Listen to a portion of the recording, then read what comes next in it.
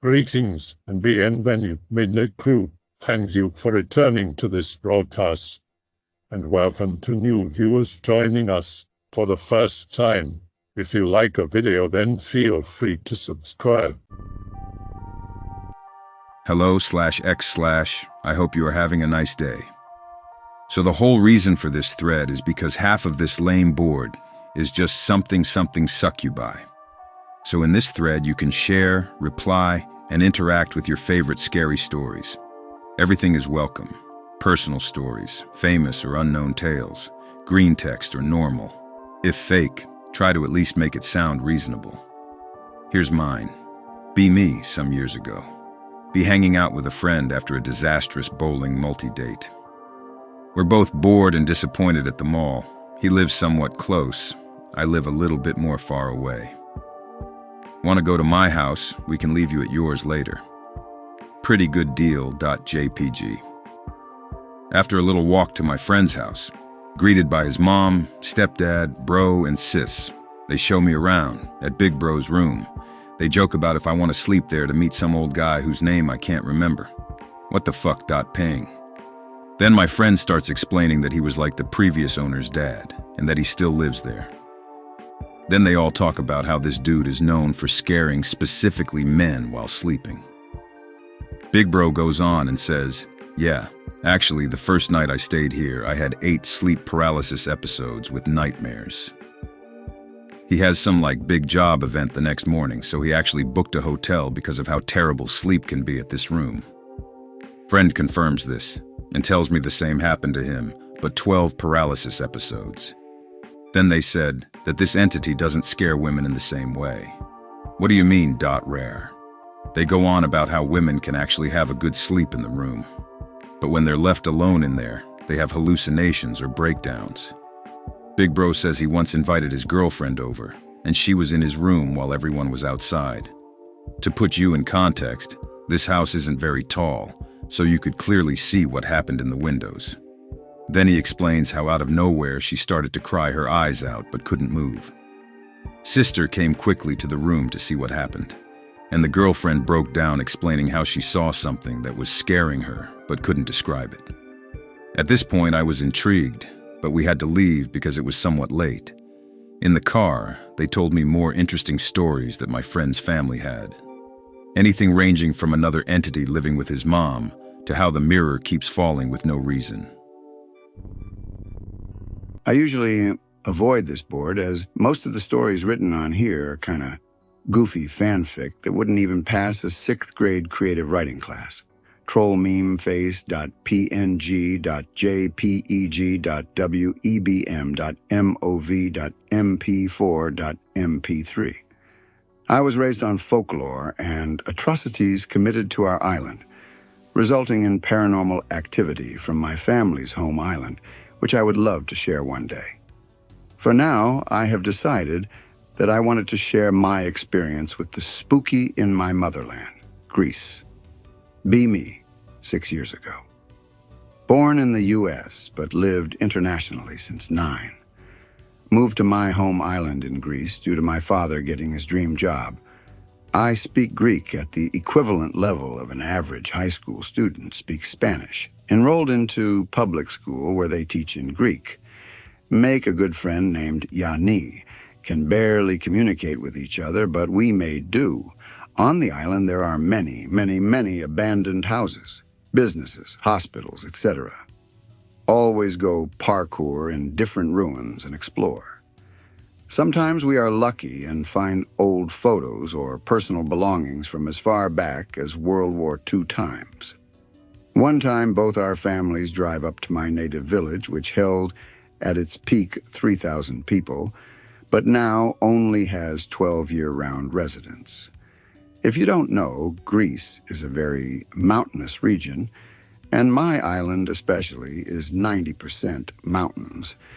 So to get to our village, we had to drive up the long, thin, windy road, where the majority had no safety rails protecting the car from just flying off the side of the mountain.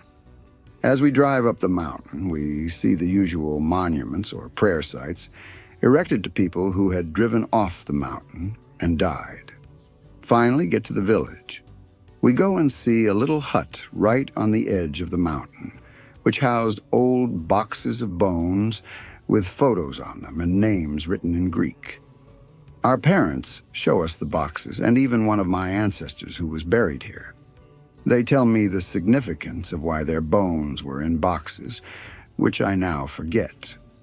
As they are telling the story, in the corner of my eye, I see Gianni digging around in one of the boxes and putting something in his cargo shorts pocket. Eventually, we fuck off and go explore the ruins of the village. We climb to the roof of one of the ruins.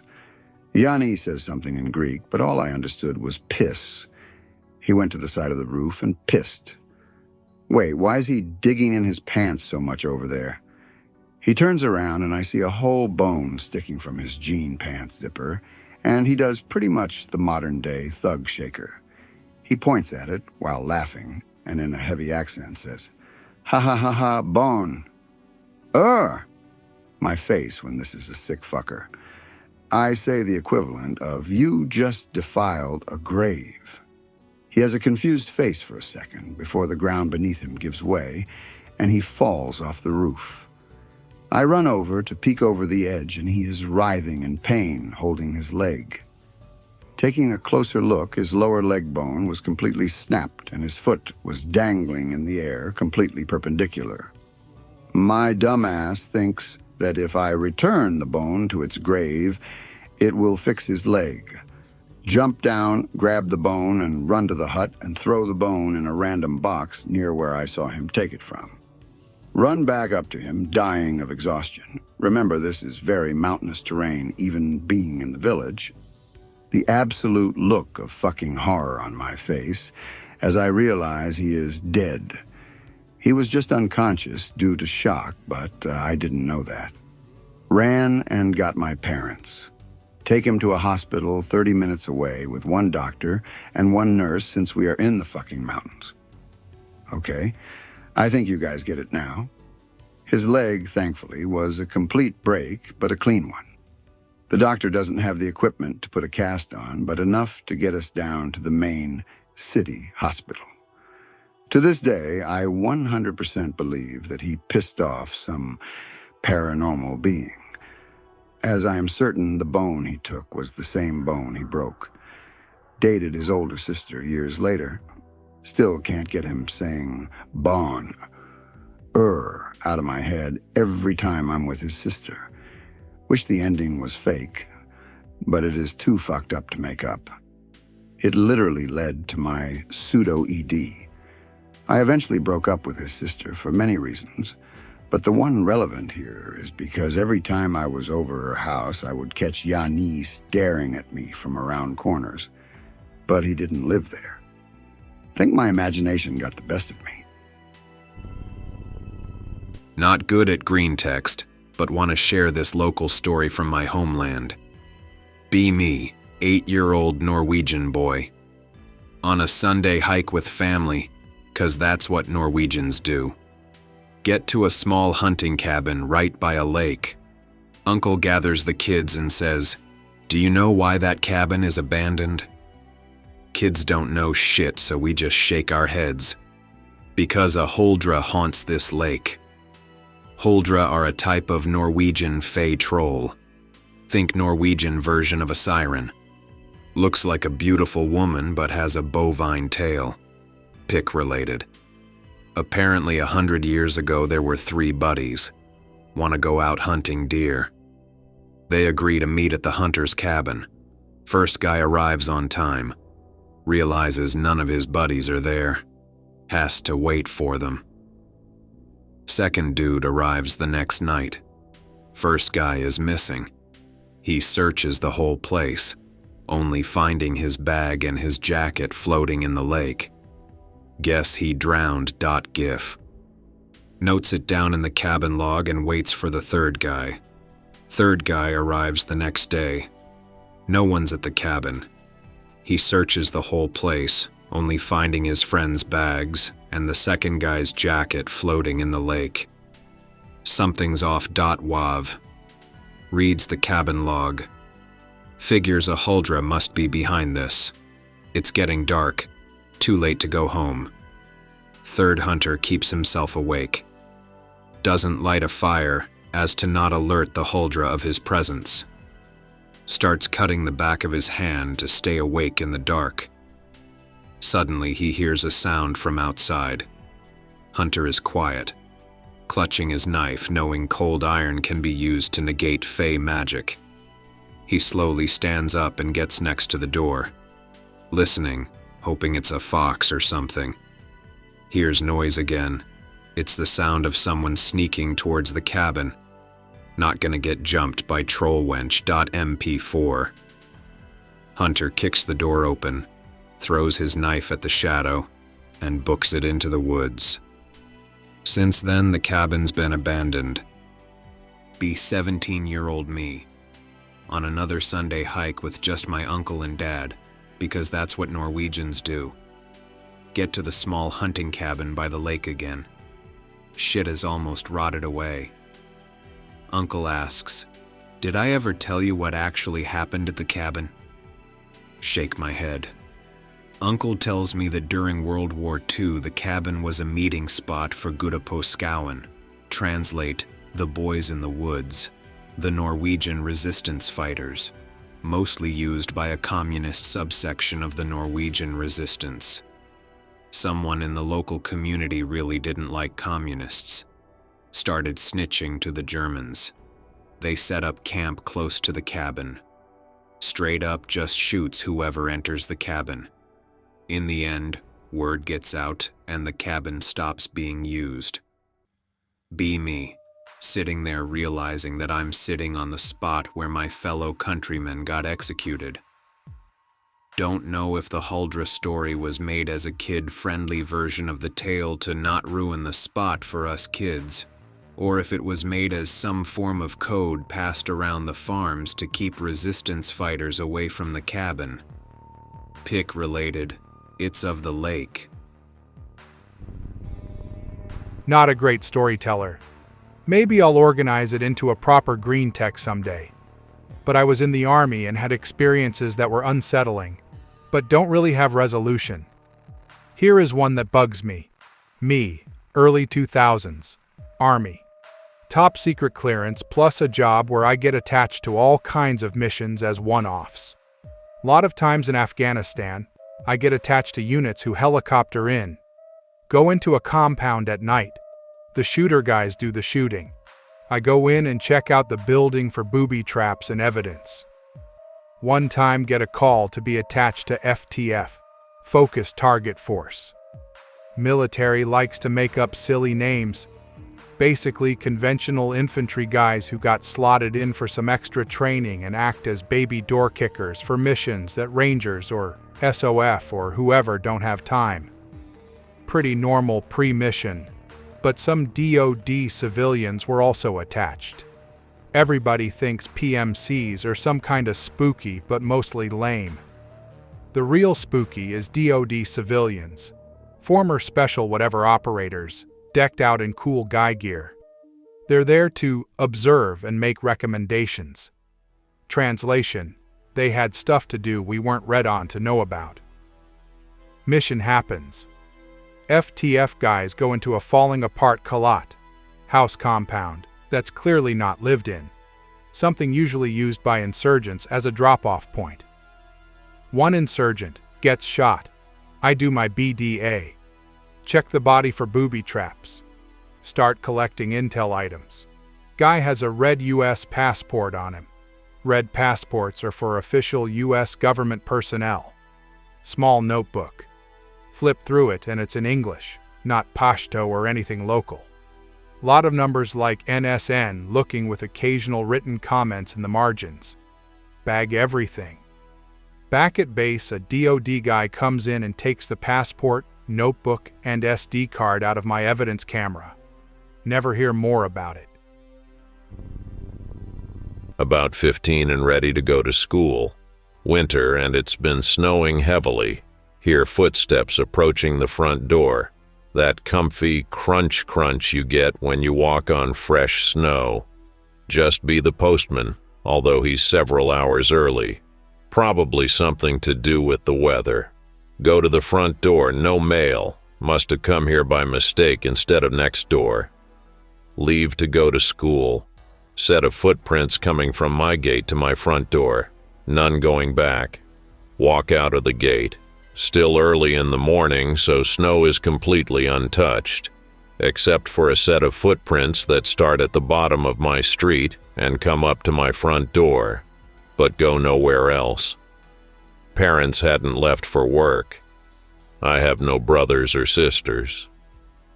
Even if I did, they wouldn't have walked out of the house and down the street backwards.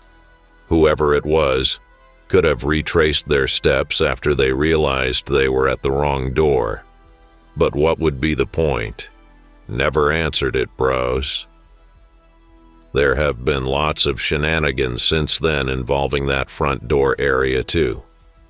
Lock the door when my mom goes out one night. Upstairs. Not doing anything, so it's quiet. Hear her trying to put the key in the lock when she comes back. Realize I've left my key in the lock so her key won't fit. This always pisses her off. Hear my keys hit the wooden floor of the hallway. Her keys must have forced mine out. At least she can let herself in now. She doesn't come in. Go downstairs to check. My keys are hanging up. She comes home about an hour later. Different night she's out. Hear the same lock shenanigans. Don't fall for it this time. She shouts for me through the letterbox. At least I know it's her. Go downstairs.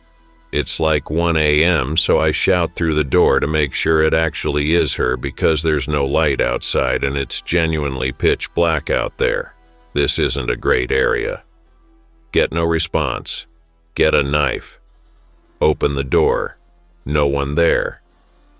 This has happened dozens of times, both with me hearing her shout and her hearing me shout, depending on which of us is home and which of us is out.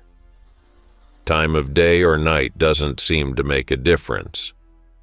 There's one that always freaks me out and I fucking hate it when it happens. Mom not home. My bedroom is right above the front door. Hear clear footsteps. Her footsteps because she always wears heels so you can't mistake them, coming along the path to the front door. Listen for her either putting her key in or shouting for me. Neither happen. The dog stays downstairs in the living room on its own. Starts doing this really creepy, ominous whimper that I can hear upstairs. It's not really a whimper, though, and it's not really a howl. It's like a high-pitched distress thing. Happens every time the footsteps happen. There are so many different little things like that, but like I say, they aren't spooky unless you're here when they occur. Only ever seen something once and I totally shit my pants. What did you see, Anon?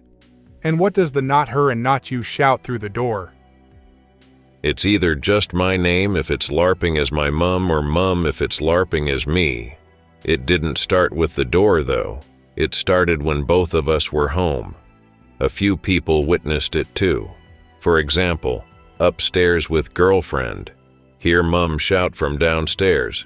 Go down and see what she wants. She didn't shout for me. Me and my girlfriend clearly heard her shout. Then the reverse happens where I'll be upstairs alone and my mum is in the living room with my aunt. She bursts into my room completely panicked, asking what's wrong. I don't know what she's talking about. I didn't shout for her. Her and my aunt both heard me shout like I'm in trouble.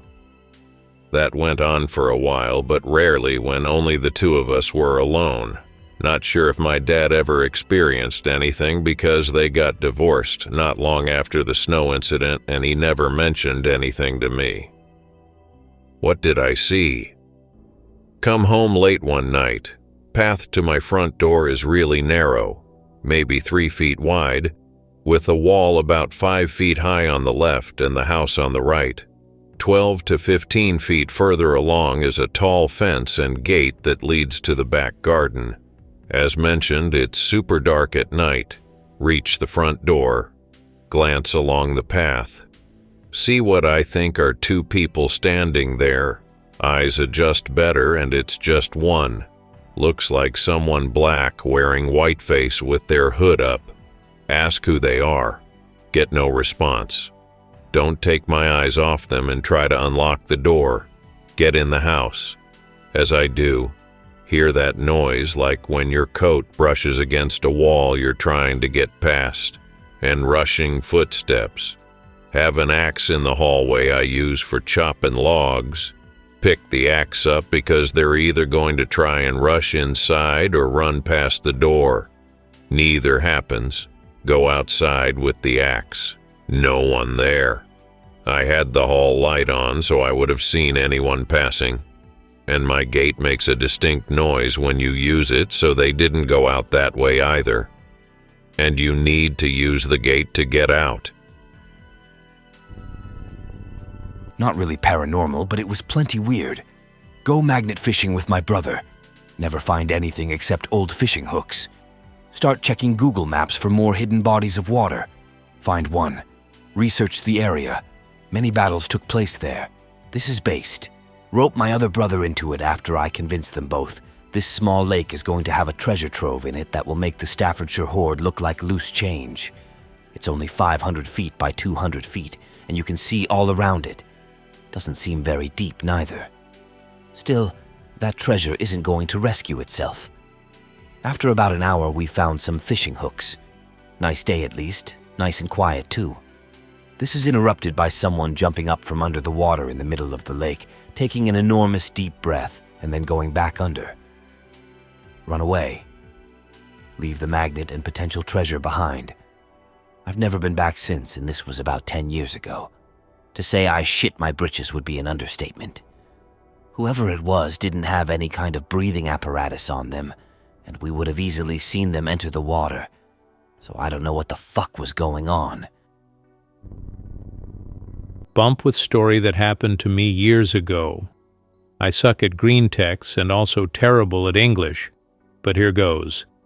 Be me, 10 or 11 years old. In the woods with my dad, staying in my grandmother's vacation home. Not really a home, just a small train cart that was dropped on some land she owned.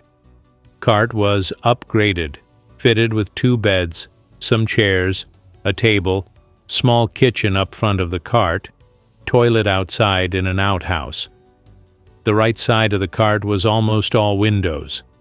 Lots of 15 by 15 centimeter windows making up most of the wall, facing out onto the rest of my grandmother's land. The 2 beds me and my dad slept on were placed at a 90-degree angle. One bed up against the back wall of the cart, the other bed up against the window wall. Be nighttime, both sleepin'. Dad on back wall, me on window wall. Have a nightmare. The nightmare is just a still shot of the dirt road out front of the cart, like a camera fixed in the air filming the road. In the nightmare, a disembodied woman's voice is whispering. I can't make out what she says. Suddenly her voice becomes normal, everything in the nightmare goes quiet, and she says, "Then I died." Suddenly, like a tsunami, an explosion of water bombards the dirt road as the disembodied woman's voice screams a blood-curdling scream of absolute pure terror. The nightmare wakes me up. I almost fly out of bed. Heart pumping, panicking. Look out into the train cart, only lit up by the moonlight coming through the window wall. See my dad sitting on a small crate in the middle of the cart, hunched over with his arms resting on his legs. He's staring at the floor, with his jaw hanging loose and his eyes wide open, as wide as you could possibly open your eyes. His eyes don't blink, just staring at the floor. What the fuck is going on? JPEG. I say quietly, "Dad?" He slowly turns his head to me and looks me straight in the eyes with the most soulless stare I've ever seen. No response. "Dad? What's going on?" He slowly stands up and starts walking towards me. I start freaking out. "Dad! What are you doing?" Slowly walking towards me, he puts his arms out with his hands reaching towards me. "Dad! What the fuck are you doing?" Think my dad is about to kill me by strangulation in the woods. Screaming for my life at the top of my lungs. All of a sudden I see out of the corner of my eye my dad flying out of his bed next to me. All the screaming woke him up. Just as my dad wakes up, the dad in front of me becomes like mist or smoke. Just vanishes. For a second I can see the residue of the mist in the room. My dad himself panicking, asking, "What's wrong?" Me freaking out, thinking I was just about to die, trying frantically to tell him what happened. He calms me down, and a while later we go back to sleep. The cart was removed a few years later and the land sold. I don't know if it was an actual ghost or what, but I was the most scared I've ever been in my life. Mine is kinda short and not a lot happens in it. Anywho, be 9-year-old me. Mum has to rent, since relationship with my dad didn't work out so well. On to the third house that we are renting. There is a single room in this house that is always ice cold, even during summer. Mum will later find out that there was a murder in the house a while ago, and the woman's body was hidden under a mattress in that room until the smell gave it away. But she would learn this a bit later. Only considerable paranormal events are small things going bump in the middle of the night, until a single night makes my mother decide to move out. I fall asleep as my mum is checking on my sister to see if she is sleeping okay.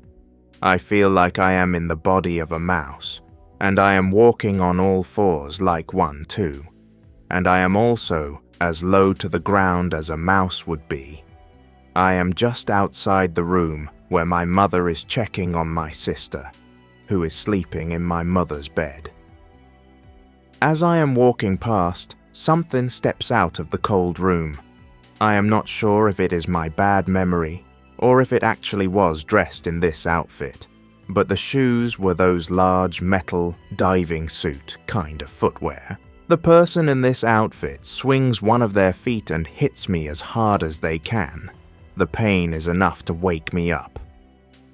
As this is happening, my mother turns to see a very defined shadow in that exact same place, but it quickly disappears. Despite her better judgment, she rushes across the house to my room to check on me. She reaches my room as I am waking up. I do not remember anything in between the dream and arriving at my Nan and Pop's house to sleep for the rest of the night. But according to my mum, I said, "We have to leave this house." Only other strange event after this was a few packing boxes being thrown across the room as we were moving out. In hindsight, it was not really that bad, but it is definitely better having a not-so-haunted house than one that is haunted at all. I'll bite. Anyways, I have had a fair number of encounters with what I suspect to be an individual entity, incorporeal, very territorial, and which to the best of my knowledge believes to own me, in a way akin to how one owns a valuable trinket. I'm just going to detail one of the later encounters. It was about 11 o'clock at night. My family was asleep. I was fucking around on my phone watching YouTube. Normal stuff for me at the time. I'm getting real thirsty, so I turned my screen brightness to max and tiptoe out of my room, down the hall, through the kitchen to the water cooler we have in our house. We are on a well, but the city sucked up so much water we have too many heavy metals in our water. I get my water and drink it there, decide that I don't feel like taking the glass back to my room and just leave it. Start walking back. I'm in the kitchen, which is separated by a bar from the living room. All of a sudden, And this bit is important, without me being blinded in the slightest. The living room and doorway room area with the tile is lit up. No shadows, no varying intensity. All a flat daylight bright light. Mind you, this was when it was pitch black. Outside and inside, no lights turned on. Outside the window is pitch black. The hallway to my room is pitch black. Inside the door area are two massive elephant-looking legs, gray, but generally smooth and straight like a rod of milled steel. Near the top of the arch, so about 7 feet, are what I assume to be knees, as it is wrinkly. I just know that the creature is significantly taller and should not be able to fit in that space. I also know that this was a form of intimidation and a challenge to me. In an earlier encounter, I calmed myself down by repeating that they couldn't come inside the house. Guess I was wrong. I sprinted into my room, only avoiding hitting the walls, because it's my childhood home and I like to slink around at night. Shut my door, kind of slam it, lock it, turn the lights on in my room the very second after I lock the door. Ceiling light with fan, light is on, but fan isn't. I get onto my bed and go fetal position on top of it, facing the door, too petrified to get any closer to the door. Stay up all night staring at the door. The only time I moved was after a few hours. Don't remember the exact time. And that was simply to get into my covers in case my parents woke up early. Stayed up until the sun came up. Only by then did I turn off my ceiling light and lay in bed. I don't think I got any sleep, though. The day after was rough, an all-nighter filled with hormones and such. The drawing I made about 3 days ago. Just had a sudden fervor, and knew I needed to visualize, so I drew it as best I could from memory. The actual event was probably 4 to 5 years ago. Anyways, don't comply to what strange voices tell you to do. I am certain it will not go well for you. Try and have a good day, y'all.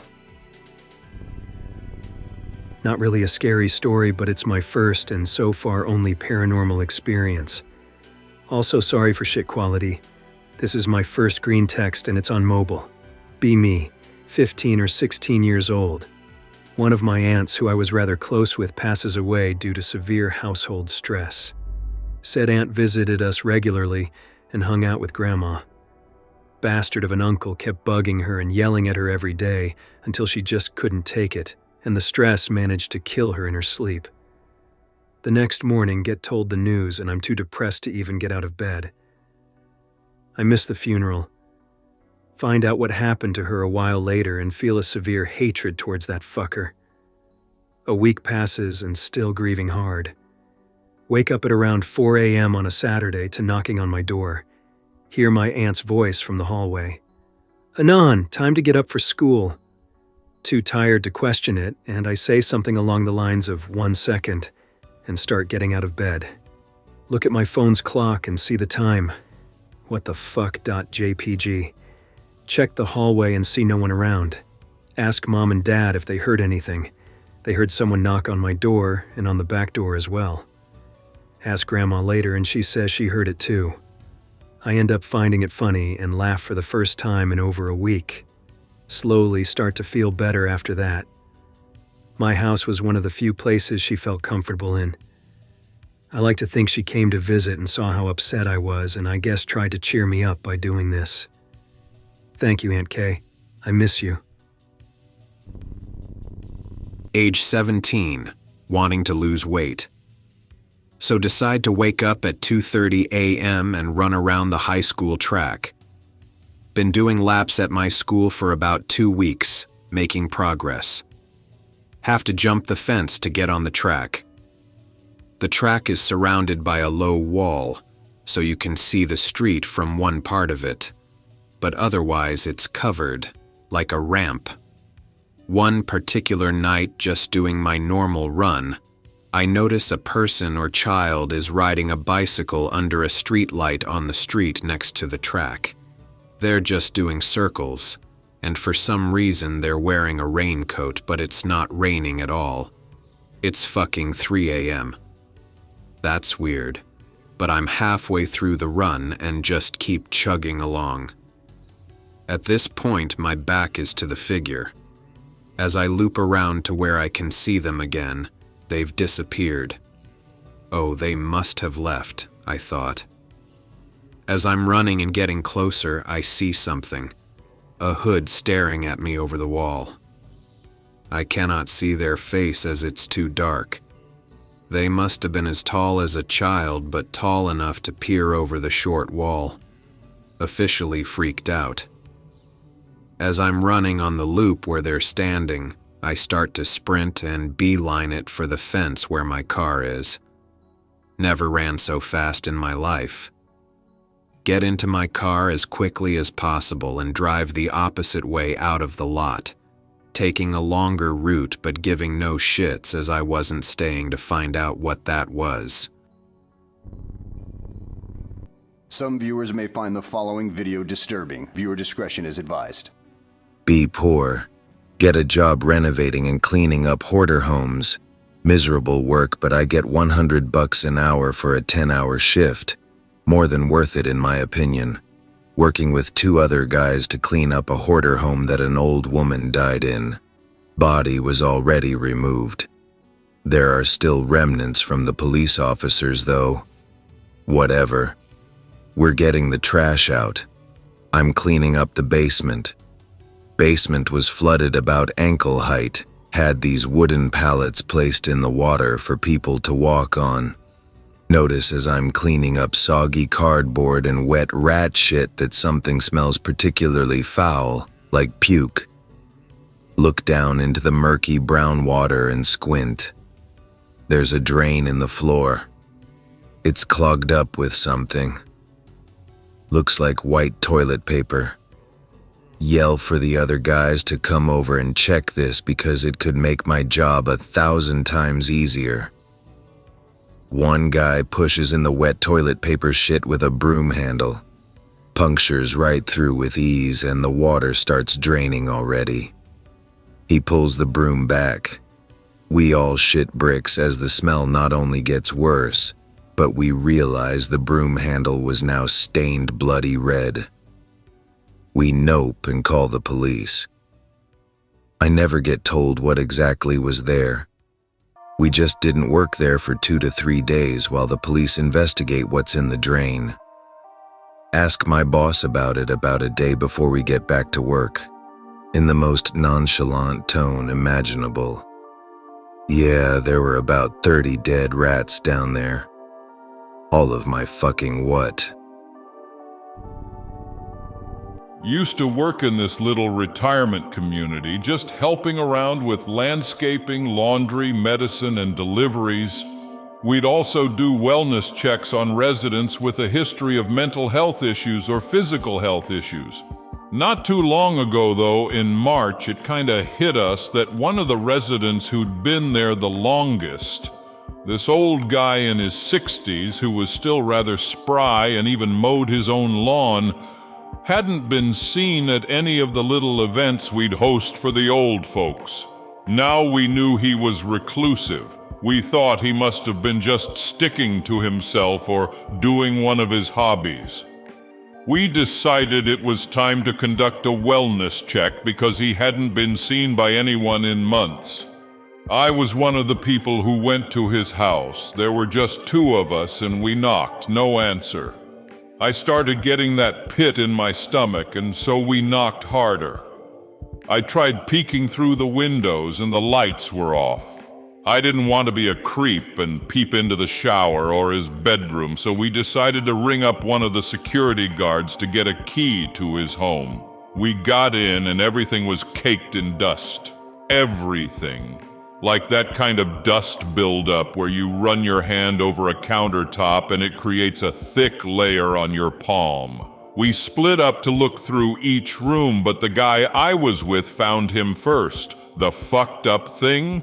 He must have died standing up or something and stayed that way for days, weeks, months, however long it had been.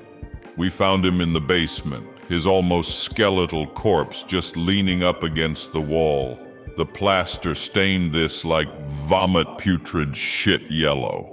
It was too late to do an autopsy and determine a cause of death, but he wasn't in hospice care or anything. Just kind of freaks me out. I hope that you enjoyed tonight's broadcast. If you enjoyed tonight's story, then please subscribe to the channel as more Greentext will appear daily. A new broadcast will appear when the clock strikes midnight Central Time.